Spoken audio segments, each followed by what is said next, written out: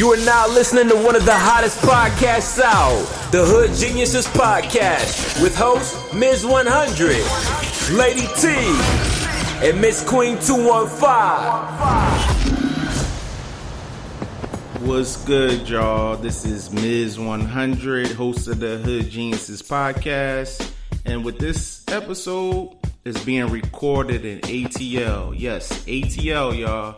Hood Geniuses Podcast. We down ATL for Memorial Day weekend. You know, this episode we're gonna have some fun based on some true fucking stories, and it's called Sex in the Workplace. Now, we all human. You know what I'm saying? We all go to work if you're responsible, 8 hours a day or more. I'm gonna stop right there, but I want to let y'all know, to my loyal listeners who've been listening, I always mention a friend of the show.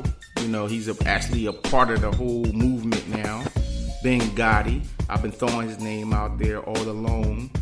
So if you're a loyal listener, you familiar with hearing us throw out the name Benghati.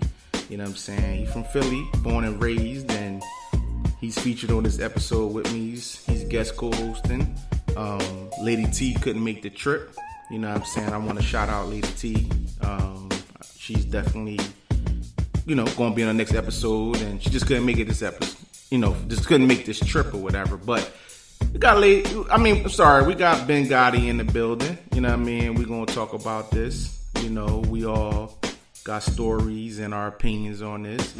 This is all our opinions. You either respect them or you don't. You know what I mean? So what's good, Benghati? You know what I mean? How you living?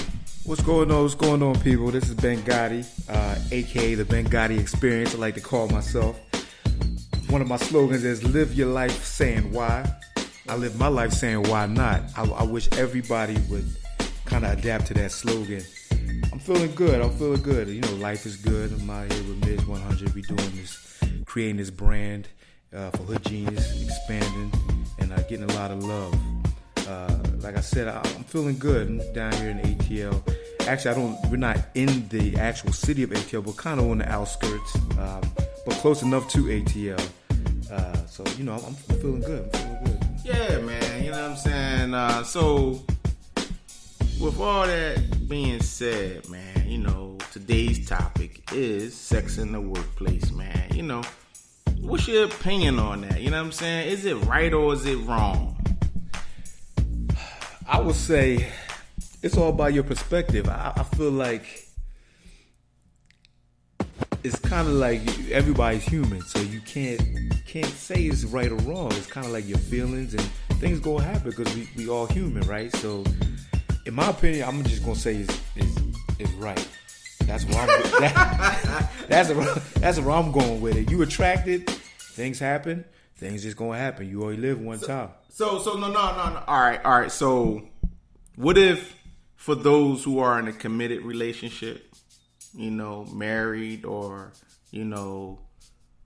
Commonwealth, whatever, been in a relationship for years or whatever, and they going to work and they seeing the temptations of the things that these females do and these males do in the office, the little shit like, let me slide by, and then they, the chick rub her breast on your back, and you be like, you turn around, look, and she's smiling and shit, licking her lips. The next thing, you getting your dick sucked in the fucking bathroom.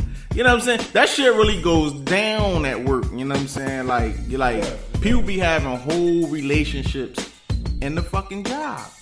That shit crazy, yo. Motherfuckers getting raises off that shit, yo.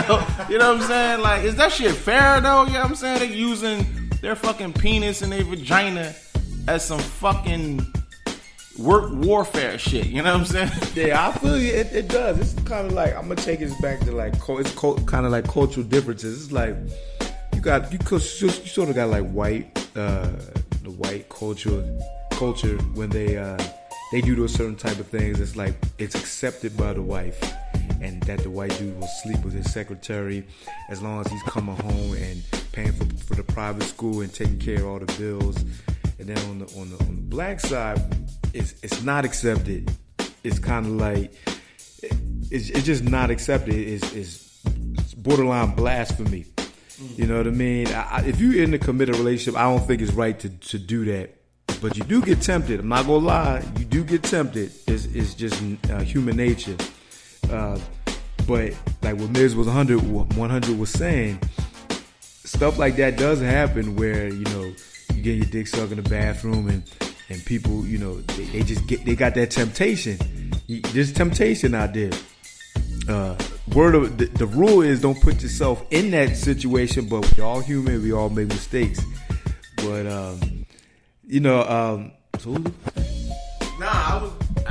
just was saying, like, some people that, you know, in the work field, you know what I'm saying, they actually use their private parts as, you know, as a rule, as a way to fucking get, you know, a position and a job, you know what I'm saying? The raises, you know what I'm saying? The you know, maybe they want that office in the corner that got the best fucking windows or some shit like that. You know what I'm saying? So they don't, you know, that female don't mind getting her knees dirty. You know what I'm saying? Get some fucking rub burns on her knees just to get that fucking office. You know what I'm saying?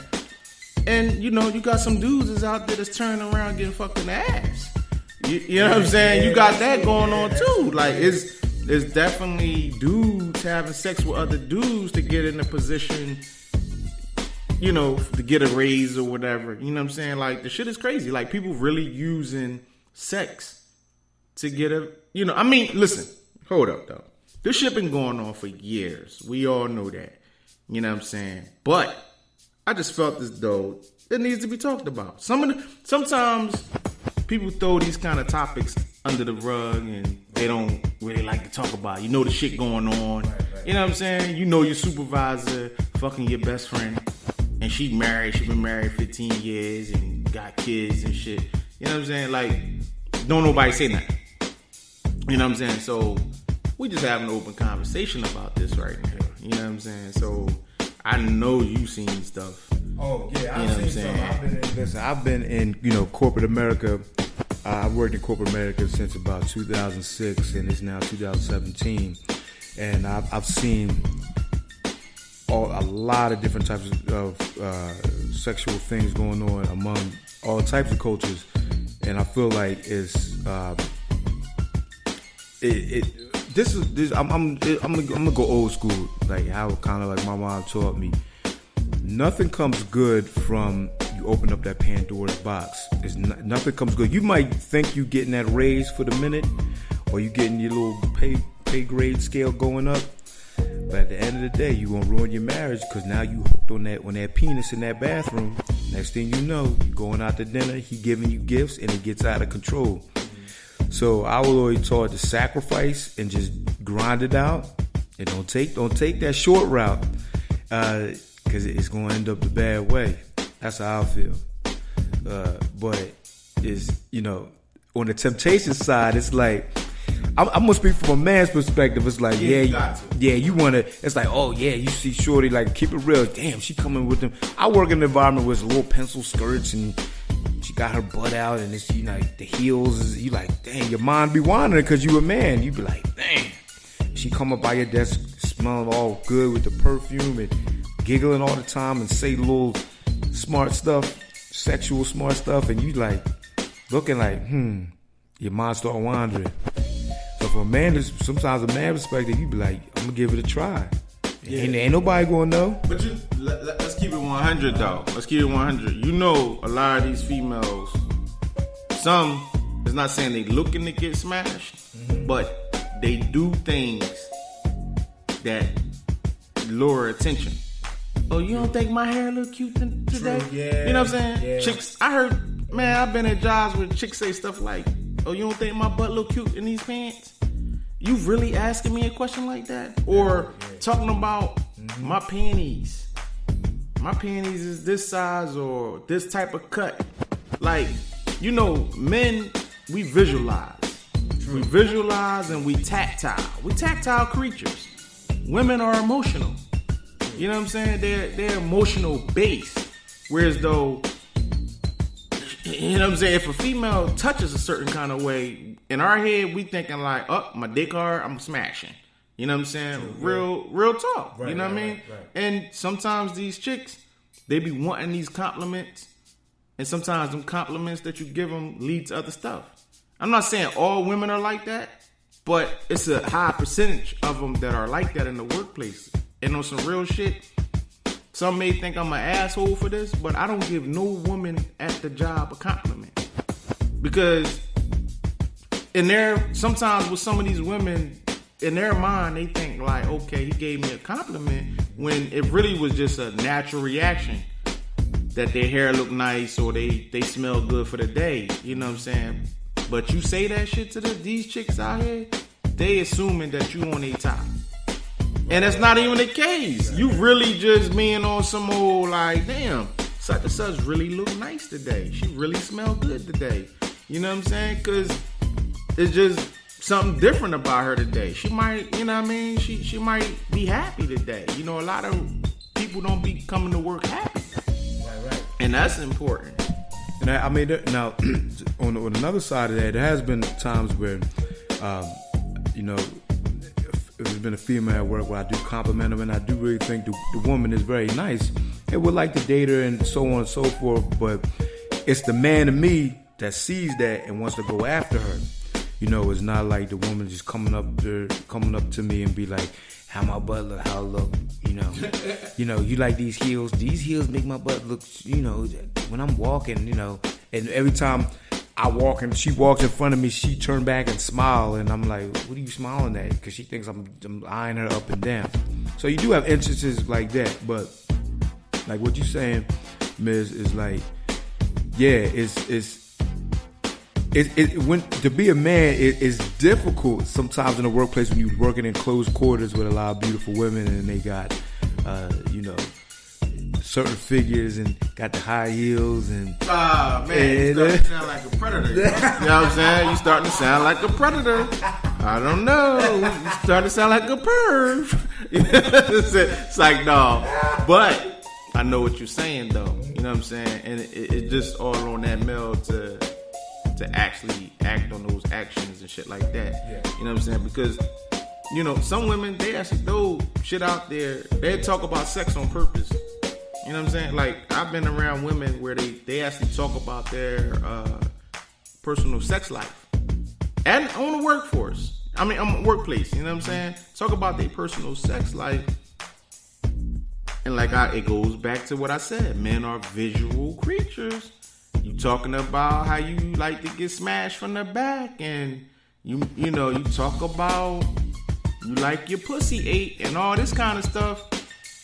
See, that's creating a image. Yeah, that is creating an image. You dead on with that. So it's like, in my experience, you know, working in corporate America, you working in a closed quarters type of office setting.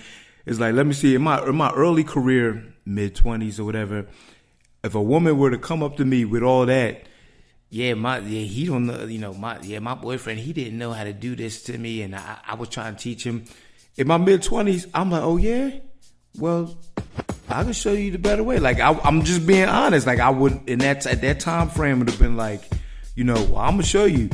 But now, being older and more experienced, you know, and everything, you know, you kind of trying to shy away from that. Like, okay, you know what she's about. That's just trouble, especially where I'm at work. I don't want that type of trouble. So, Miz, you definitely, you hitting on the point with that. That's a good point for that one, you know what I mean? Yeah, man. And then they be in the workplace, right? Asking you how they look and this and that. The next thing, they say, yo, you on social media? Follow me. Follow me on Snapchat. Follow me on Instagram. Yeah. You know, and the crazy thing out here is motherfuckers got different personalities with each social media platform. You be like, okay, Facebook, she goes to church. She's a God-fearing she's a God-fearing woman in church. On Facebook. She was just at the hookah spot last night. You was like, yo, you was getting hookah, ordering bottles. Like, what? Yeah, but that's on Instagram. That ain't on Facebook. You know what I'm saying? Motherfuckers got